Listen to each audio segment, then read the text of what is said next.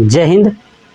मैंने जो है कि क्लास 9th और 10th के लिए मैंने एक इंग्लिश ग्रामर का सिलेबस मैंने आपको बताया था और उसमें मैंने बताया था कि अगर आप ये सिलेबस के साथ साथ पूरा सिलेबस जितना भी मैं पढ़ाऊंगा ना, अगर उतना देख लेते हो तो आप क्लास 9th और 10th के साथ साथ आप अपर क्लास के भी जिसमें ग्रामर के पोर्शन आते हैं आप 95% पूरा कंप्लीट कर दोगे। ठीक है, तो मैंने सिलेबस तो अपलोड कर दिया था और बहुत सारे दोस्तों ने सिलेबस को अच्छे से देखा है और बहुत सारे दोस्तों का कमेंट भी आया था कि सर सिलेबस बता तो दिए हैं, आप अब स्टार्ट कीजिए क्लास को। ठीक है, तो आज से मैं अब क्लास स्टार्ट करने वाला हूं, जिसमें सिलेबस में मैंने बताया था कि जो पहला चैप्टर हम लोग पढ़ने वाले हैं लैंग्वेज। तो चलिए आज से हम लोग देखते हैं लैंग्वेज, फिर देखेंगे सेंटेंस, है ना, उसके बाद फिर मैं पढ़ाऊंगा पार्ट्स ऑफ स्पीच। ठीक है, ऐसे करते करते पूरा सिलेबस कंप्लीट कराऊंगा। तो चलिए आज से स्टार्ट हो चुका है। सभी दोस्तों को शेयर कर दीजिएगा ताकि वो लोग भी जुड़ जाएंगे और अपना बेहतरीन प्रिपरेशन कर सकेंगे। ठीक है, मैं बोर्ड एग्जाम से पहले इंग्लिश, साइंस और मैथ पूरा कंप्लीट करा दूंगा A to Z। कहीं आपको भटकने की जरूरत नहीं है, हर एक चीज़ आपको मिल जाएगी। तो चलिए देखते हैं पहला टॉपिक, यानी पहले चैप्टर का नाम है लैंग्वेज यानी भाषा। तो चलिए मैं आपको क्या करूँगा कि मैं चीज़ें लिख के धीरे धीरे करके चीज़ें समझाऊँगा। ठीक है, क्योंकि मुझे पता है कि जब हम चीज़ों को लिखते हैं, ठीक है, बोलते हैं, ठीक है, और आप लोग उस चीज़ को देखते हो, मतलब कि आपके लिए मेरी बातों को सुन रहे हो, देख रहे हो और मैं लिखूंगा तो आप उस पर नज़र रखोगे तो चीज़ें जल्दी याद हो जाएंगी। इसलिए मैंने कोशिश किया कि चलिए आपको लिख के पॉइंट टू पॉइंट मैं चीज़ों को समझाता हूँ। तो चलिए लिखते हैं, चैप्टर का नाम है लैंग्वेज। क्या है? लैंग्वेज, है ना, यानी भाषा। क्या है? भाषा। देखिए सबसे इंपॉर्टेंट बात यही है कि आखिर में भाषा है क्या, लैंग्वेज है क्या। देखिए जब हम बहुत बड़ी मात्रा में या बहुत बड़े क्षेत्र में, है ना, बहुत बड़ी मात्रा में या बहुत बड़े क्षेत्र में अगर आप अपने विचारों का आदान प्रदान कर रहे हो, ठीक है, तो क्या है वो लैंग्वेज है, यानी भाषा है। यानी सिंपल सी बात एक शब्द कह सकता हूँ कि भाषा क्या है, कि भाषा एक क्षेत्रीय रूप में यानी बहुत बड़े क्षेत्रीय रूप में बोली जाने वाली, जिसके कारण जो लोग एक दूसरे की बातों को समझ पाते हैं, वो क्या है, भाषा है, यानी लैंग्वेज है। बात समझ में आ गया?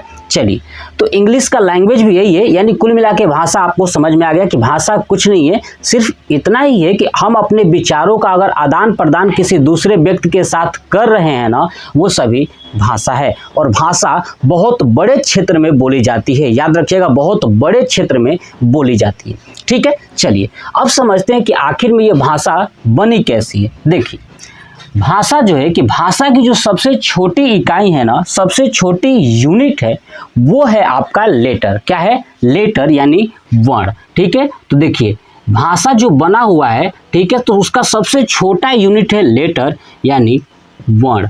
ठीक है, अब बहुत सारे लेटर अगर मिले हैं तो बना हुआ है वर्ड। क्या बना है? वर्ड। बहुत सारे लेटर अगर मिले हैं तो बना है वर्ड यानी शब्द। जब बहुत सारे लेटर मिले तो क्या बना? शब्द। ठीक है, और बहुत सारे शब्द यानी बहुत सारे जब वर्ड मिले तो बना सेंटेंस। क्या बना? सेंटेंस। ठीक है, यानी वाक्य। क्या बना? वाक्य। आपको समझ में आया कि सबसे पहले भाषा बनाने के लिए क्या चाहिए था? लेटर। लेटर के बाद वर्ड बना, है ना, बहुत सारे वर्ड मिले, बहुत सारे लेटर मिले तो क्या बना? वर्ड। और बहुत सारे अलग अलग प्रकार के वर्ड मिले यानी शब्द मिले तो बना सेंटेंस यानी वाक्य। जब ये सेंटेंस बना, है ना, जब सेंटेंस कई सारे सेंटेंस एक साथ जुड़े तो बना पैराग्राफ। क्या बना? पैराग्राफ। ठीक है, क्या बना? पैराग्राफ। ठीक है, यानी इसको बोलते हैं अनुच्छेद। क्या बोलते हैं? अनुच्छेद। जब बहुत सारे पैराग्राफ मिले तो क्या बना? अनुच्छेद। क्या मिला? क्या बना? अनुच्छेद। और जब बहुत सारे पैराग्राफ एक साथ जुड़ गए तो वही बना लैंग्वेज। क्या बना? लैंग्वेज यानी भाषा। आपको समझ में आया? यानी भाषा बनने से पहले क्या था? लेटर, बहुत सारे लेटर मिले तो बना वर्ड, बहुत सारे वर्ड मिले तो बना सेंटेंस, और बहुत सारे सेंटेंस मिले तो बना पैराग्राफ, और बहुत सारे जब पैराग्राफ एक साथ ज्वाइंट हुए तो बन गया लैंग्वेज यानी भाषा। तो आपसे पूछा जाए कि लैंग्वेज यानी भाषा की सबसे छोटी इकाई क्या है, तो याद रखिएगा लेटर यानी वर्ण, ठीक है। लेकिन अगर ये पूछ दिया जाए कि भाषा के सार्थक इकाई क्या है, तो याद रखिएगा वर्ड यानी शब्द। तो पॉइंट समझ में आ गया, ठीक है। कैसे बना, तो चलिए अब देखते हैं, यहाँ लेटर से स्टार्ट करते हैं, ठीक है, क्योंकि पहला चैप्टर तो लैंग्वेज है, तो लेटर पढ़ते हैं, ठीक है, और लेटर क्या होता है इसके बारे में भी जानेंगे, ठीक है। उसके बाद दूसरा चैप्टर हमारा खुद का क्या है, सेंटेंस है। चलिए देखते हैं। देखिए सबसे पहला टॉपिक है ये लेटर। तो आपसे पहला प्रश्न यही कि जो लेटर है ना, हमको इतना तो पता है कि भाषा की जो सबसे छोटी इकाई है वो तो लेटर होती है। अब लेटर क्या है यानी वर्ण क्या है ये समझते हैं। देखिए जैसे मान लीजिए कि मैं कोई एक नाम लिखता हूँ, क्या लिखता हूँ, मैंने कोई एक नाम लिख दिया, चाहे हिंदी हो चाहे इंग्लिश हो, कोई भी एक नाम लिख देता हूँ। मैंने लिख दिया RAM, मैंने लिखा राम। अब आप इसमें देखोगे कि अगर इसको अलग अलग कर दिए RA और M, तो देखिए अलग में ये R है ना, और ये A है, ये M है, ये सब लेटर है। ये क्या है, लेटर है। बात क्लियर हुई, ठीक है। अलग अलग ये सब क्या है, लेटर हैं, और ये लेटर जब एक दूसरे के साथ मिली हुई हैं तो क्या बना, RAM, यानी ये बन गया राम, जो कि बना शब्द, ठीक है। और बहुत सारे जब शब्द जुड़ेंगे तो क्या बनेगा, सेंटेंस। बात क्लियर होगी। चलिए अब ध्यान से मेरी बात को सुनिएगा। अब लेटर यानी वर्ण, अब हम लोग क्या पढ़ रहे हैं, इंग्लिश न पढ़ रहे जी, तो इंग्लिश में लेटर। अब पॉइंट्स आप नोट करिएगा। अगर आपसे पूछ दिया जाए कि टोटल लेटर कितने होते हैं, है ना, टोटल लेटर कितने होते हैं, तो बहुत सारे बच्चे कहते हैं 26, बट नहीं, याद रखिएगा टोटल लेटर 1 होते हैं। कितने होते हैं, 1। अब आप कहेंगे कैसे, तो देखिए ये राम में R खुद में एक लेटर है, A खुद में एक लेटर है, M खुद में एक लेटर है, यानी ये टोटल लेटर 1 ही होते हैं। लेकिन अगर आपसे ये पूछा जाए कि इंग्लिश में जो अल्फ़ाबेट लेटर होते हैं वो कितने होते हैं, यानी टोटल, है ना, टोटल अल्फ़ाबेट, है ना, अल्फ़ाबेट लेटर, ठीक है, अल्फ़ाबेट लेटर कितनी होती हैं, तो याद रखिएगा 26। ये आपको पहले से पता है, यानी जब टोटल अल्फ़ाबेट लेटर कहा जाएगा तो आप आंसर दीजिएगा 26। टोटल लेटर पूछा जाएगा तो आपका आंसर होगा 1, क्योंकि सब अपने आप में 1 ही है, ठीक है। अब देखिए जो अल्फ़ाबेट लेटर है 26, इसको 2 पार्ट में बांटा गया है। कितने पार्ट में, 2 पार्ट में बांटा गया। अल्फ़ाबेट लेटर को कितने पार्ट में, 2 पार्ट में, एक वावेल और एक कॉन्सोनेंट, है ना, लिख देता हूं, एक वावेल और एक कॉन्सोनेंट्स, ठीक है। वावेल का मतलब क्या होता है, स्वर, क्या चीज, स्वर, और जो कॉन्सोनेंट होता है वो होता है व्यंजन। तो याद रखिएगा टोटल जो इंग्लिश की लेटर है, अल्फ़ाबेट लेटर, उसे कितने पार्ट में डिवाइड किया गया है, 2, एक वावेल और एक कॉन्सोनेंट। जो वावेल होते हैं टोटल ना, वो होते हैं 5। कितने होते हैं, 5। लेकिन जो कॉन्सोनेंट है वो टोटल होते हैं 21, यानी टोटल दोनों मिला के 26 हो गए, ठीक है। यानी वावेल होते हैं 5, कॉन्सोनेंट होते हैं 21। जो वावेल 5 होते हैं ना, वो होता है A, E, I, O और U। A, E, I, O, U, ये जो टोटल 5 लेटर हैं ये है वावेल, और बाकी जितनी भी चीजें हैं इनको छोड़ के जितने भी लेटर्स हैं सब हैं कॉन्सोनेंट यानी व्यंजन। अब समझते हैं कि आखिर में वावेल क्या होता है। देखिए ऐसा लेटर, है ना, यानी स्वर क्या होता है, ऐसा लेटर जिसकी मदद से, है ना, जिसकी मदद से शब्द को बनाया जाता है ना, इसकी मदद से शब्द को बनाया जाता है, ठीक है, वो स्वर होती है। मैं सिंपल वे में समझा रहा हूँ, कोई बेहतरीन डिफिनीशन वगैरह कुछ नहीं, आपको चीजें समझा रहा हूँ। तो मतलब स्वर क्या होता है, वावेल क्या होता है, कि आपके दिमाग में एक बात फिट हो जाना चाहिए कि दुनिया के जितने भी शब्द हैं ना, सबको बनाने के लिए हमें वावेल की जरूरत होती ही होती है ना, वावेल की जरूरत होती ही होती है। अब कुछ अपवाद में ऐसे भी वर्ड्स हैं जिसमें वावेल की जरूरत नहीं होती है ना। जैसे एग्जांपल के तौर पे बताऊं, जैसे एग्जांपल अगर इंग्लिश की बात करूं तो ड्राई, क्या चीज, ड्राई, ट्राई। अब आप देखोगे कि दोस्त कहेंगे कि हाँ सर इसमें तो वावेल है ही नहीं, ए ई आई ओ यू में से तो है ही नहीं, है ना जी, इसमें से ए ई आई ओ यू में से कोई नहीं है। तो क्या ये बिना वावेल का बना है? नहीं, बिल्कुल नहीं, इसमें वावेल छुपा हुआ है। और वो भी कौन सा वावेल? तो हिंदी का वावेल, है ना, हिंदी का वावेल, यानी हिंदी वाला जो स्वर होता है ना, वो इसमें छुपा हुआ है। जैसे इस ड्राई को लिखेंगे तो ऐसे लिखेंगे ना, ड्राई लिखेंगे, नहीं ड्राई। अब देखिए इसमें आ की मात्रा है कि नहीं, ड्राई में, है ना, और ए भी है, इसलिए हिंदी में वो स्वर होता है। इसमें भी ट्राई, तो ट्राई बताइए ट्राई में भी है कि नहीं। तो आपको दिख रहा है कि अगर इंग्लिश में अगर ऐसे वर्ड्स आपको दिखाई दे रहे हैं जिसमें ये वावेल नहीं है, तो आप सोच रहे होंगे कि वावेल तो नहीं है। बिल्कुल बात सही है, वो इंग्लिश वाला वावेल नहीं है, लेकिन बिना वावेल से कोई वर्ड्स बनाए नहीं जा सकते, चाहे वो हिंदी का वावेल का प्रयोग हो, चाहे वो इंग्लिश वाला प्रयोग हो, ठीक है। अब आप यहाँ पे देखोगे तो चीजें मैंने जो समझाया था, मैं इसे हटाता हूँ, देखिएगा ध्यान से।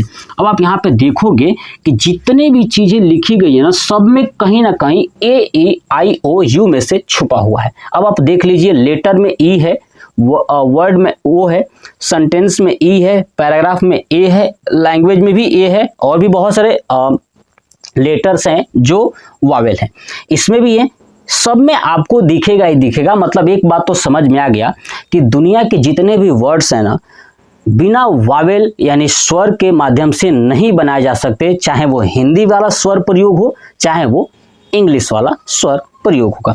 तो ये हमारा क्या था, लेटर।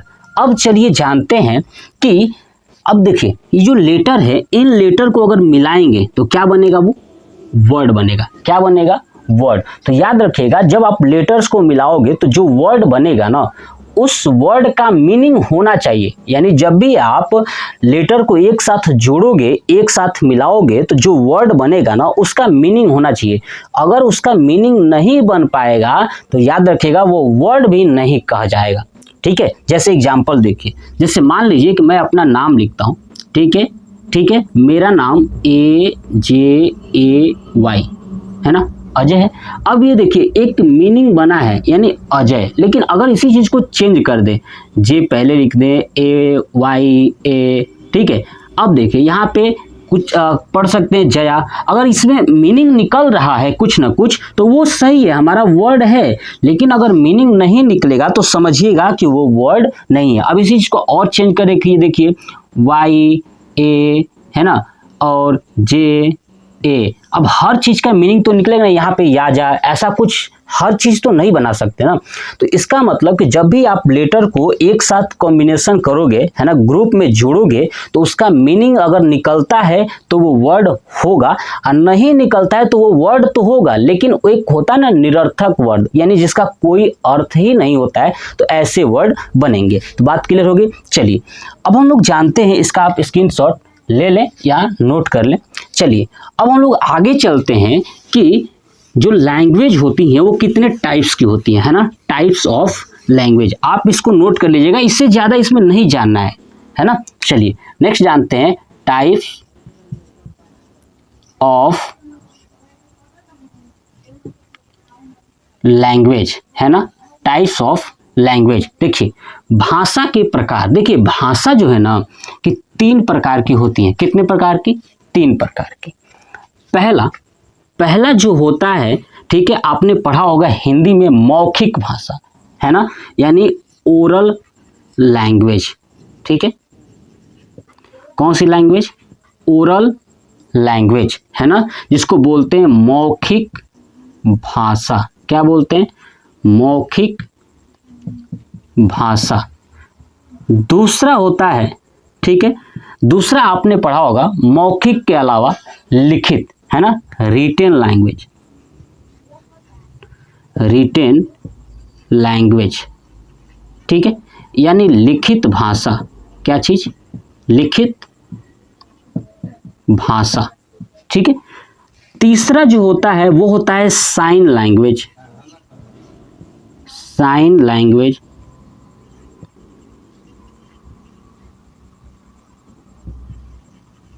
ठीक है, साइन लैंग्वेज यानी सांकेतिक,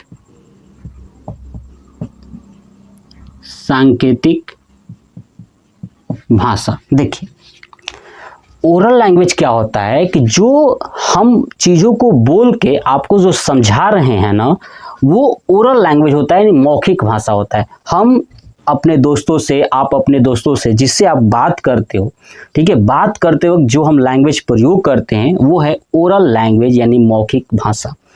लेकिन जो चीज़ें हम लिख के, जैसे मैं यहाँ पे लिख के आपको चीज़ें जो दिखा रहा हूँ वो होता है रिटेन लैंग्वेज। क्या होता है? Written language.